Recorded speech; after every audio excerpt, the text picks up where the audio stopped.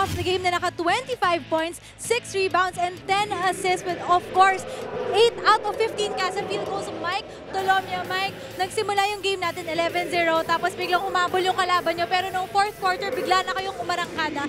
Sabi ni Coach Eric, consistency has been the problem for your team. Masasabi mo bang pakonti-konti nakukuha nyo na yung consistency na yon?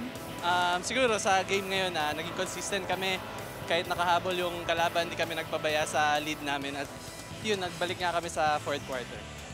Eto, before the game, sabi mo hindi ka masaya sa ginawa mo nung last game nyo. Pero ngayon, bawing-bawi ka, ikaw yung best player of the game natin. Ano yung ginawa mong pagkakaiba dito sa game na to? Sa game na ngayon, sinunod ko lang yung sinabi sa akin ni Coach Nasha, ni Coach Eric na i-involve ko pa yung mga teammates ko. Kasi sa akin nga nag-start yung offense dahil ako yung point guard. Maraming salamat at ikaw nga ang nagsimula ng lahat. Pwede ka mag-greet sa yung mga fans and family. Unang-una, gusto ko pasalamat sa lahat ng sumusuporta sa Phoenix Basketball, sa buong FU community, sa family ko sa Zamboanga, mama at papa ko at mga kapatid ko, at saka yung mga kamag-anak ko rin sa Zamboanga, Cebu. Gusto kayo lahat. Maraming salamat. Congratulations.